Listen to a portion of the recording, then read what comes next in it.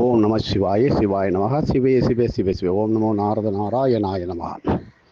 எல்லாமல்ல நமது சத்குரு ஸ்ரீ வெங்கட்ராம சித்தர் மகாலய பட்டத்தினுடைய அற்புதமான புனிதமான பல கருத்துக்களை சொல்லியிருக்கிறார். அதை நினைவு கூற வேண்டும். அதை நினைவுபடுத்தும் விதம்தான் இன்று நீங்கள் எப்பொழுதும் போல காலையில் நீராடி ஞாயிற்றம்பல சித்தர், கண்ணொளி சித்தர், சூரிய பிரகாச சித்தர் மற்றும் ஸ்ரீமன் ராமர், லக்ஷ்மணர், ஸ்ரீ கிருஷ்ணர், பலராமருக்கெல்லாம் அர்க்கியம் கொடுத்துவிட்டு இன்றைய பௌர்ணமி திதி தர்ப்பணத்தை இன்று காலையே செய்துவிடுங்கள். இன்று சூரியனுக்கு உகந்தான பிடித்தமான தானியமான கோதுமையால் ஆன பொருட்களை சப்பாத்தி, பூரி, கோதுமை அல்வா இவைகளை தானம் செய்வதும் கீழ் சூரிய முளையில் வணங்குவதும் எண்ணற்ற நல்ல பலன்களை தரும். குறிப்பாக நாளை மாலையபட்சம் ஆரம்ப காலத்திற்கு முன்பாக நீங்கள் உங்களுடைய வீட்டிலே உங்களுடைய முன்னோர்கள் பயன்படுத்திய பழைய துணி, அம்மாவுடைய புடவை, சட்டை, அப்பாவுடைய கண்ணாடி, கைத்தடி, இப்படி தாத்தா மூதாதையருடைய பொருள்களை எல்லாம் எடுத்து வைத்திருந்தால் அவர்கள் உபயோகித்த கொடை அதில் அவர்கள் அமர்வார்கள். அதுதான் ஆவாகனம் என்று சொல்வார்கள். பித்திருக்களை ஆவாகனம் செய்வதற்கு மந்திரம் என்பது தனியாக கூறப்படவில்லை. அவர்கள் உபயோகப்படுத்திய பொருட்கள் அத்தனையிலும் உங்களுடைய பித்திருக்கள் இருப்பார்கள். இப்படி பித்திருக்களுடைய லோகத்திற்கு ஸ்ரீமன் நாராயணமூர்த்தி ஸ்ரீ கிருஷ்ண பரமாத்மா இன்றிலிருந்து 15 நாட்களுக்கு இருக்கின்றார் என்றால் அப்போ பித்ருனுடைய லோகம் எப்படிப்பட்டது? அந்த பரந்தாமனே பரமாத்மனே வருகின்ற நல்ல நாளாக இருப்பதால் இதில் முடிந்த அளவு உங்களது லௌகீகமான சுபகாரியம் செய்யக்கூடாது என்பது அல்ல. இதுவே 15 நாளும் நாம் செய்யக்கூடிய முக்கியத்துவம் வாய்ந்த நல்ல நாள். இதில் ஜாதி, மத, இனம், குலபேதமின்றி எல்லோரும் தினமும் எந்த நேரம் வேண்டுமானாலும் இரவு பகல் பாராமல் தர்ப்பணம் கொடுக்கலாம். ஒரு சிலர் கருத்து கூறும் பொழுது இரவில் தர்ப்பணம் கொடுக்காதே என்று சொல்வார்கள். அது அவருடைய பழக்கமில்லை, அவர்களுக்கு பயிற்சி இல்லை என்று தான் சொல்வார் நமது வாத்தியார். காரணம், இரவில் இறந்தவர்கள் எத்தனையோ பேர், எத்தனையோ ஜீவராசிகள் நடந்து செல்லும் பொழுது நமது கால்பட்டு இறந்து போன எறும்பு, ஈ முதல் எத்தனையோ கோடி, ஒவ்வொரு நாளும் இப்படி நமக்கே தெரியாமல் பல கோடி கர்மங்கள் சேர்ந்து இருப்பதால் இவைகளுக்கு நிவர்த்தி இரவில் தான் கொடுக்க முடியும். அப்படி வாகனத்தில் அடிபட்டு மோதி இறந்தால் அப்படிப்பட்ட பித்துக்களுக்கு ஆள்காட்டி விரல், கட்டை விரல் இவையெல்லாம் வலது கையை சாரும். இதனுடைய இரண்டையும் ஒன்றாக சின்முத்திரை போல் சேர்த்து அதனுடைய இடுக்கு வழியாக, அந்த துவாரம் வழியாகத்தான் விட வேண்டும். இப்படி நாம் பிரதமை முதல் அஷ்டமி திதி வரை தர்ப்பணத்தை பல இடங்களில் செய்வதற்காக குறிப்பான சில இடங்களை கொடுத்துள்ளோம்.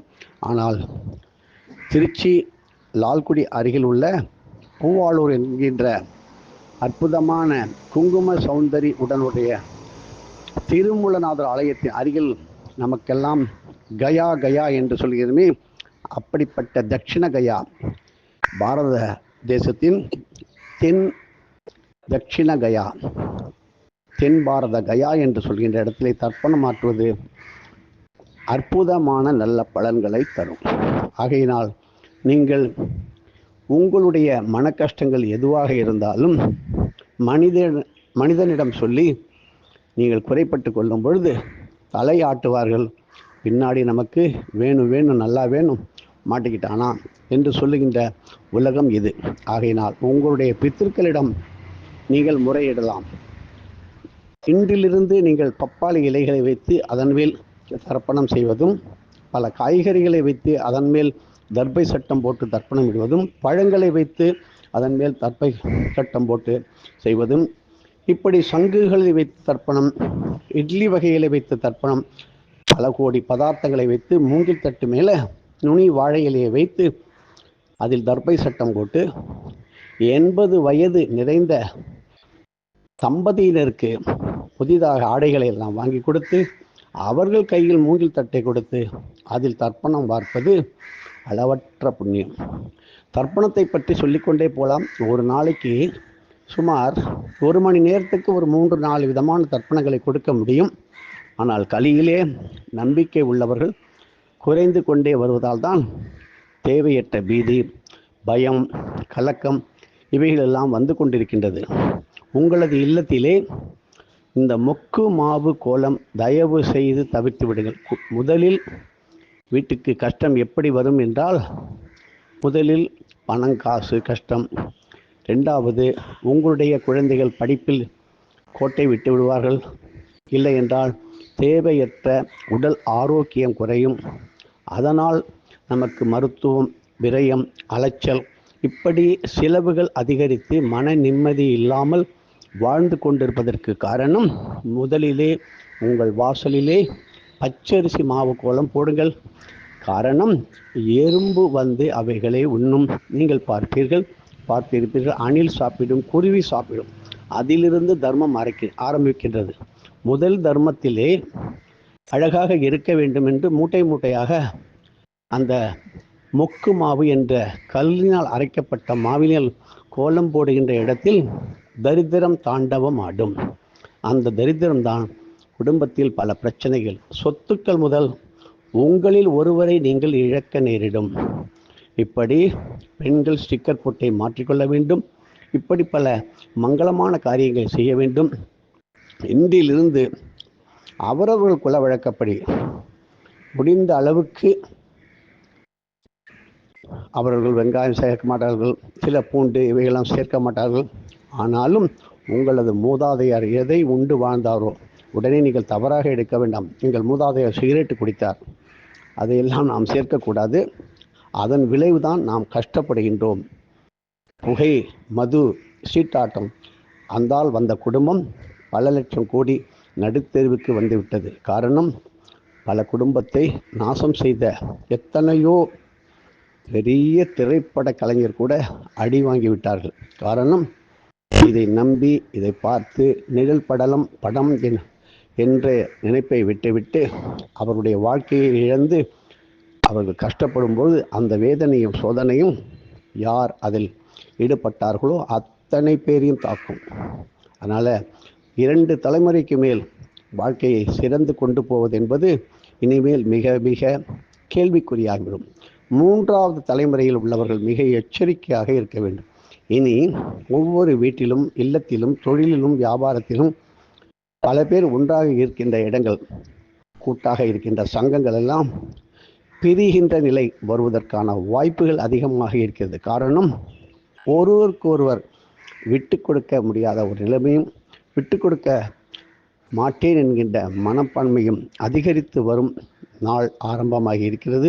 ஆகையினால் காரணம், இது அவனால் தான் வந்தது, இவனால் தான் வந்தது என்று சொல்லக்கூடாது. சூழ்ச்சிக்கார உலகம்.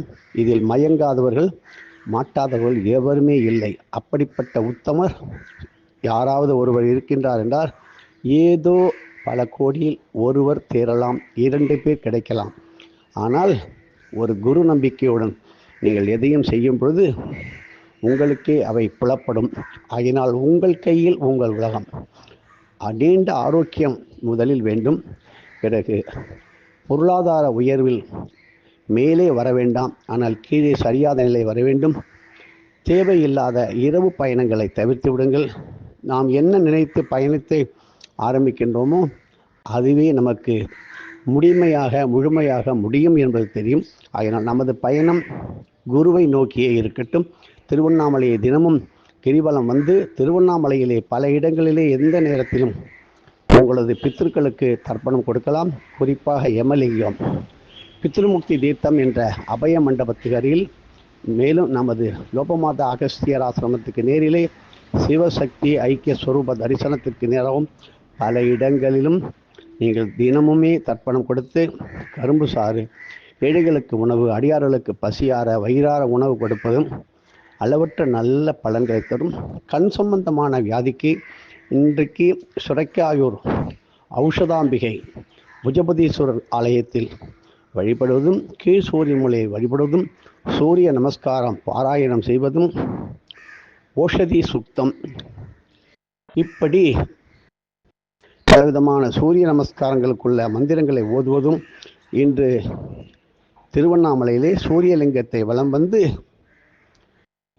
ஆரஞ்சு நிற ஆடைகளை சூரிய பகவானுக்கு லிங்கத்திற்கு சாத்தி கோதுமையாலான பொருள்களை தானம் கொடுப்பதும் சாக்ஷ உபனிஷத் என்கின்ற மந்திரத்தை ஓதுவதும் இந்த அளவற்ற நல்ல பலன்களை கண்ணில் ஏற்படும் பொறை கேட்ராக்ட் இவைகள் நீங்கும். எல்லாவற்றிலும் நம்பிக்கை இருக்கும்போது ஒன்றுக்கு பல கோடியாக உயர்ந்து அற்புதமான நல்ல பலன்களை தரும்.